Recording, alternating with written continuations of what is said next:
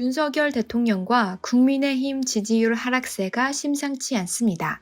지난달 30일 나온 한국갤럽 여론조사에서 윤 대통령의 긍정평가는 24%, 취임 후 최저치입니다. 부정평가는 65%에 달합니다. 정당 지지율도 윤 대통령 취임 후 최저치를 기록했습니다. 국민의힘은 전주 대비 3% 하락한 31%로 나타났습니다. 윤 정부 출범 이후 최고 45%까지 치솟았던 지지율은 하락의 하락을 거듭하고 있는 상황입니다. 이번 조사에서 눈여겨볼 만한 점은 또 있습니다. 윤 대통령의 직무 수행을 긍정으로 평가한 응답자들에게 이유에 대해 물으니 가장 많은 답변이 모름, 응답 거절입니다. 지지자들 사이에서도 윤 대통령이 무엇을 잘하고 있는지 답변하기 어려운 상황인 것으로 보입니다. 자신이 보수 성향이라 답한 사람 중에서도 윤 대통령이 잘못하고 있다라고 답변한 비율이 40%나 됩니다.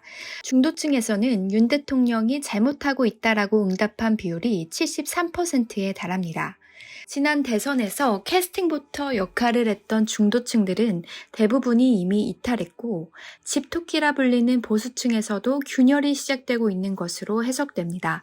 그야말로 무조건 지지, 무조건 보수인 콘크리트 세력만 남아있다는 것인데요. 이런 가운데 국민의힘은 이번 한 주 격동의 시기를 보낼 것으로 보입니다.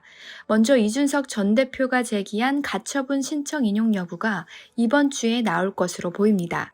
법원이 가처분 신청을 또다시 인용하게 되면 정진석 비대위원장의 비대위 체제가 또 한 번 붕괴됩니다. 이렇게 된다면 주호영 원내대표가 당대표 직무 대행을 맡게 될 것으로 보이는데요.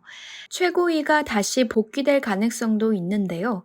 유일한 이준석 전 대표 측근인 김용태 최고위원의 거취 문제를 두고도 내홍이 예상됩니다.